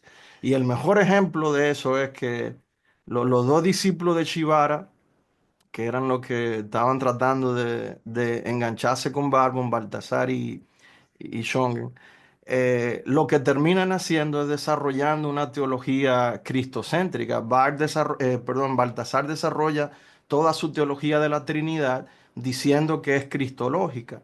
De esa manera él puede decir la Trinidad es soteriológica porque desde la creación se hace en Cristo. Eso se lo tomó prestado a Calvar. Pero lo que Calvar decía era, ustedes siempre se olvidan de Jesucristo. Y eso fue lo que hizo Bon Baltasar. Bon Baltasar hace una Trinidad cristológica para hablar de Cristo en la creación, que era lo que Calvar le criticaba, pero allá mismo se olvida de Jesucristo otra vez. Entonces, como ya metimos a Cristo allá, ya no tenemos que volverlo a mencionar nunca más. Entonces, ahí yo creo que la crítica de Barth es válida y yo creo que Barth salió ganando de esa disputa. Al final él usó, ¿verdad?, lo de la analogía entis, es decir, Es perdón, la verdad. fidei. Él terminó usando el concepto de analogía, pero yo creo que de ese debate el que mejor parado salió fue Calvar en realidad. Y creo que ganó y le dimos la victoria. No en la parte técnica, sino en la crítica que él hacía de tener cuidado con la idolatría. Al final, Barth dijo, el único motivo por el cual yo no soy católico es la analogía entis, dijo Barth. Y al último, en el último tomo de la Dogmatic Church, él ensaya cómo crear un protestantismo de la analogía entis. Yo creo que Néstor sabe que el que hizo ese trabajo en el protestantismo es el discípulo de Lutero que se llamaba... Ay, no es Karlstadt, el otro. Melanchthon, tú dices. Ah, Tú estás hablando de Melanchthon. Melanchthon. Melanchthon ensayó del protestantismo una teología, una analogía entis. Y también Jonathan Edwards. Ellos dos son los que ensayaron ese camino, lo hicieron bien los dos para mí. Pero los que dieron como ganador a Barth no son los propios bartianos. De hecho, los discípulos de Barth, después con la neortodoxia, se van al liberalismo. Los que dieron por ganador a Barth fueron los católicos. Los católicos en el Concilio de Vaticano II, en su mayoría utilizaron la teología bartiana. De hecho, el documento Dei Verbum para mí es bartiano en muchos aspectos.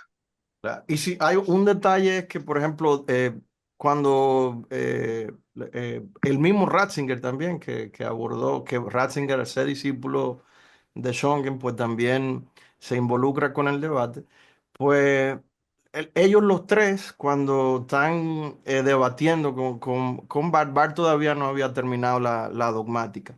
Entonces, al final ya, de hecho, en el volumen 2.2, es cuando él desarrolla la teología de la elección, y ya ahí le da un fundamento cristológico a la analogía fidei. O sea, Baltasar no pudo desarrollar con eso. Ya otros autores católicos sí lo hicieron más adelante, pero a partir de ahí la teología católica que ha dominado es una teología cristocéntrica, querigmática, y eso se lo debemos a Calvar en realidad.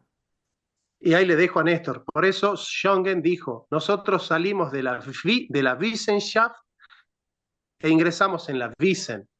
Es decir, nosotros ya no hacemos de Dios una ciencia, sino una sabiduría. Entonces, para nosotros, el verdadero evangelio es testimonio de Dios a los hombres y no especulación de los hombres sobre Dios. Entonces, él dice, la palabra viva de Dios, que es Jesucristo, es palabra de la palabra, ¿no? O sea, la Biblia nos da testimonio de Cristo, que es la palabra de Dios. La Biblia es palabra de la palabra.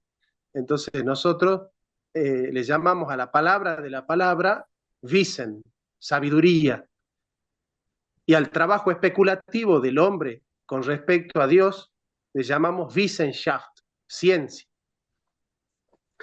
Songen trató de hacer un equilibrio entre Wissen y Wissenschaft, pero creo que sin lugar a dudas el Concilio Vaticano II está basado casi exclusivamente en la Wissen, en la sabiduría, contrario al Concilio Vaticano I, que está basado en la Wissenschaft.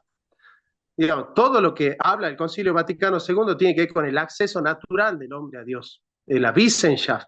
En cambio, el Concilio Vaticano II habla de la Wissen, de la sabiduría de Dios en Cristo. Es cristológico el Concilio Vaticano II. Néstor, querido, tantas cosas te habrán venido a la mente, ¿eh?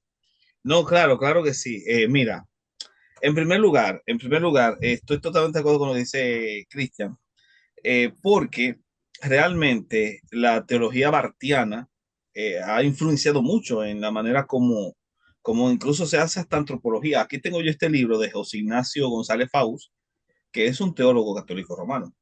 Y José Ignacio González Faus desarrolla una antropología que se llama La Humanidad Nueva. Su énfasis es antropológico, pero lo hace desde una cristología. Es decir, incluso para hacer cristología, o sea, para hacer antropología, él se está haciendo una lectura cristológica. Eso se llama el impacto que generó justamente el pensamiento bartiano en la teología católico-romana. La otra cosa es tocante a la separación entre el Dios de los filósofos y el Dios de la revelación. Incluso un autor como José María del Cabo del Villa, que es un autor también católico romano, aquí tengo una cita que coloqué in extensa en el libro que publiqué, que se llama Los Cánticos de la Primera Navidad, en la página 80. Quiero leerla prácticamente. Es una cita que también muestra la influencia de la teología protestante, incluso en la comprensión de la teología propia. Escuchen, entonces llegan los puristas, los teólogos de estricta observancia, y nos imponen de Dios una noción aritmética, aséptica, un vino tan filtrado que solo es agua, un Dios tan exangüe que solo es una réplica de Dios en yeso, un Dios que tiene boca y no habla, tiene oídos y no oye. ¿Cómo van a recurrir los hombres a él? ¿Cómo podrían los pobres confiar en él, quejarse, suplicarle, llamarle en su ayuda? Se impone urgentemente una vuelta al Dios de la Escritura, una enérgica purificación de esa idea de Dios presuntamente tan pura, pero que en realidad viene lastrada por los viejos prejuicios de una filosofía helénica, pagana. Hace falta convertirnos más y más incesantemente, oigan, del Dios de los filósofos al Dios de Abraham, Isaac y Jacob, al Dios de nuestro Señor Jesucristo. Un Dios que tiene boca y habla, tiene ojos y ve, cuida de los lirios del campo, conoce el número de los cabellos de mi cabeza, está a mi puerta y llama, se sienta conmigo a la mesa. Esta es una cita de José María Cabo del Villa en Las formas de felicidad son 8, que es un comentario a las bienaventuranzas del Sermón del Monte.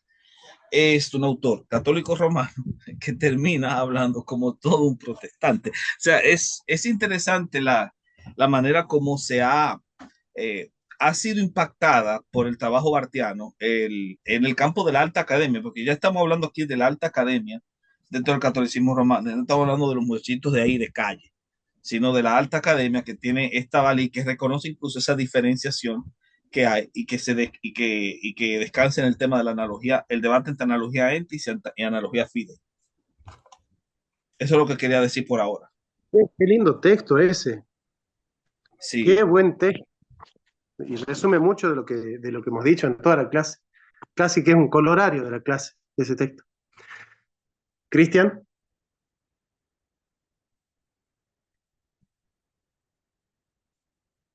No, tenés el micrófono apagado todavía. Hay una Ahora sí. parte que era pregunta, que obviamente este tema está muy, muy relacionado al de la participación. Entonces, ahí hay algo que me interesaría saber más o menos cómo ustedes dos, sobre todo siendo calvinistas, lo manejan, porque hay un elemento filosófico, ¿verdad? De que, y eso como pregunta, Jonathan, el concepto de participación es platónico. En Aristóteles se quiere hablar de participación, pero a través de la causalidad y del paso de la potencia al acto, pero San Agustín no conocía eso. Y San Agustín sí hablaba de participación. Y algo vital es que en San Agustín la participación es cristológica.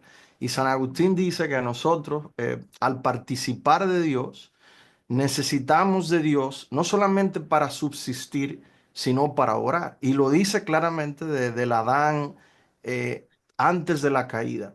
Es decir, que Sí. Adán tenía una participación en la divinidad, luego hablamos de los detalles, ¿verdad? Pero esa participación que Adán tenía lo hacía depender de Dios totalmente, y Adán no podía pasar a obrar el bien, aunque pudiera, si Dios no le daba un impulso para obrar el bien, siendo Adán antes de la caída. Entonces, San Agustín lo que desarrolla a partir de ahí es la idea de que una vez nosotros hemos caído y no nacemos en gracia, pues antes de necesitar una gracia para operar el bien, necesitamos una gracia para que nos sane. Entonces, la pregunta era, ¿por qué se entiende eh, que eso no es algo que se deba sostener desde el protestantismo? Si yo entiendo que eso resolvería el debate. Ahí el único problema que yo veo es que no hay que llegar a la teoría de la depravación total, porque para San Agustín no necesita el elemento de la depravación total para declarar que el hombre necesita absolutamente de Dios para poder poner por obra el bien, por la participación que tiene de él. Entonces, eso sería una pregunta. De hecho, Jonathan, a mí en tu libro, cuando tú pasas a hablar luego de la crítica, ¿verdad? Del debate entre Shibara y Bart, y tú pasas a hablar de la crítica protestante que se hace a la concepción católica, tú mencionas la distinción que hay entre lo natural y lo sobrenatural que hay en el catolicismo, pero me da la impresión que no ahondas mucho por ahí y te quedas con la parte de aquí es donde está la diferencia entre el protestantismo y el catolicismo. Pero yo entiendo que si le hiciéramos una crítica a esa distinción de lo natural y lo sobrenatural, pues ahí es donde está la diferencia entre nosotros católicos y protestantes. No, eso entre paréntesis, pero me quedo con la pregunta de por qué se rechaza esa concepción católica de la participación como dependencia absoluta del hombre para poder obrar el bien. Yo digo una cosita breve y lo dejo a Néstor. Dos cositas. Primero, Agustín y Santo Tomás son parecidos pero diferentes. En Agustín, todo depende de la participación. Toda operación depende de la participación. En cambio, para Santo Tomás hay una mayor autonomía de la sustancia con respecto a la gracia, ¿no? Aunque Santo Tomás puede afirmar que todo viene de la gracia, su filosofía lo lleva a comprender que la gracia es la consumación de una inclinación natural, que se armoniza con una inclinación natural, que sintetiza una inclinación natural, que consuma una inclinación natural.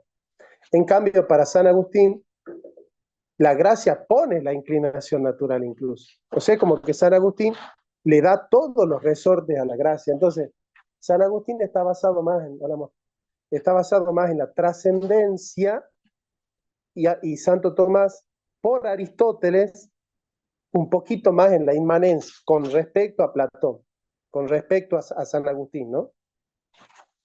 Y por otro lado, que a través de la participación se intenta hacer una síntesis entre la teología natural y la teología sobrenatural.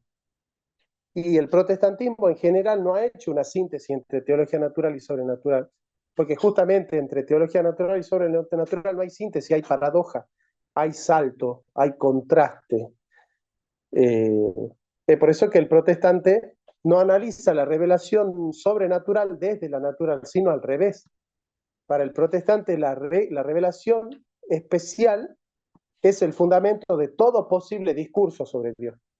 No hay un discurso sobre Dios. Por eso para el protestantismo la teología propia en realidad es cristología. Y lo dice Heidegger. Para Lutero la teología es cristología y la cristología es taurología, es discurso de la cruz. Si no puede haber un protestante que para hablar de Dios no hable de la cruz, no hable de la paradoja de la cruz o de la locura de la predicación. Por eso la esencia del protestantismo es la paradoja, no la lógica de Aristóteles, no el principio de sustancia, no el principio de no contradicción, no el principio de identidad, sino, fíjate, ¿no? Para la lógica católica, el fundamento del pensar es el principio de identidad. Para el protestante es el principio de diferencia, porque Dios es diferente, es otro, es totalmente otro con respecto a lo que nosotros decimos que es Él.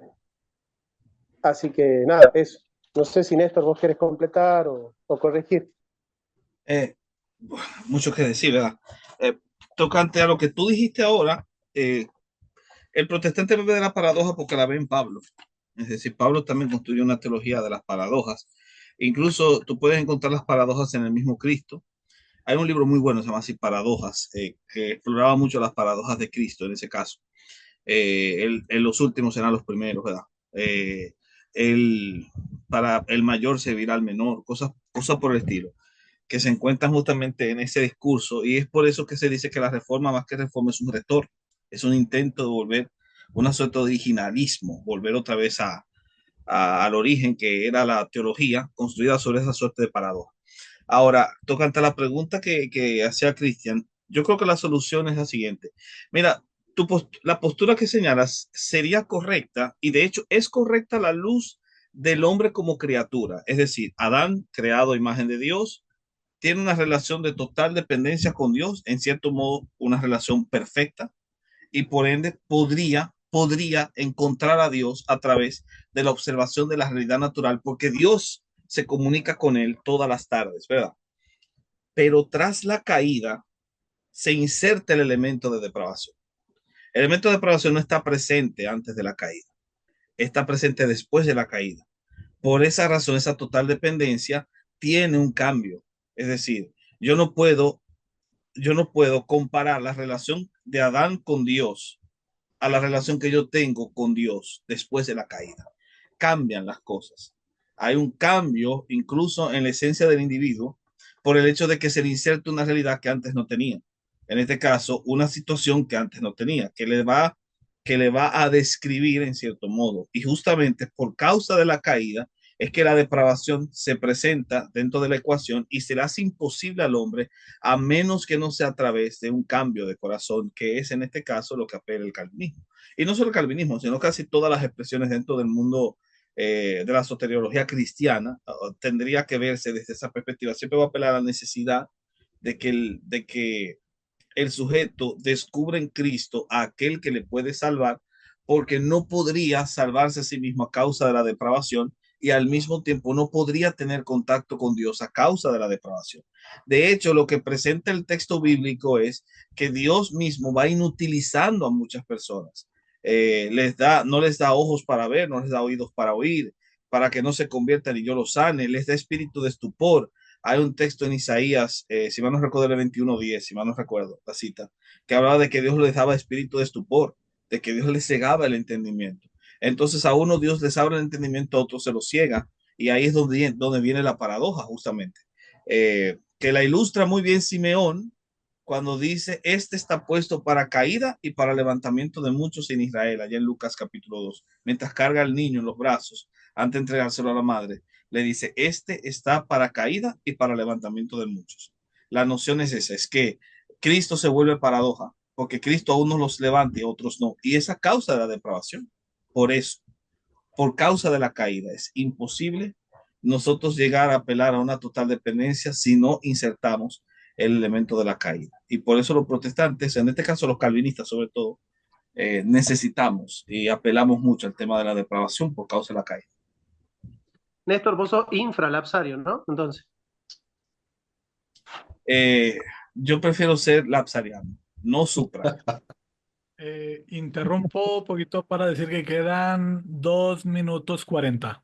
Uf, pero este tiempo pasa rápido. Pasa, ¿qué es lo que está pasando aquí? El tiempo pasa rápido porque lo disfrutamos mucho. Sí, el encuentro sí, entre claro. Cristo y nosotros es muy lindo. Gente, vamos terminando. Lo vamos dejando acá. ¿Sí? La clase que viene continuamos con, ya les digo, ¿qué clase viene? El principio del alma espiritual e inmortal. Vamos a hablar del alma espiritual y de la inmortalidad del alma, desde la filosofía, y ver cómo eso se compatibiliza. Solo te tengo una pregunta antes de terminar. Vamos a tratar un poquito acá de este material porque está buenísimo.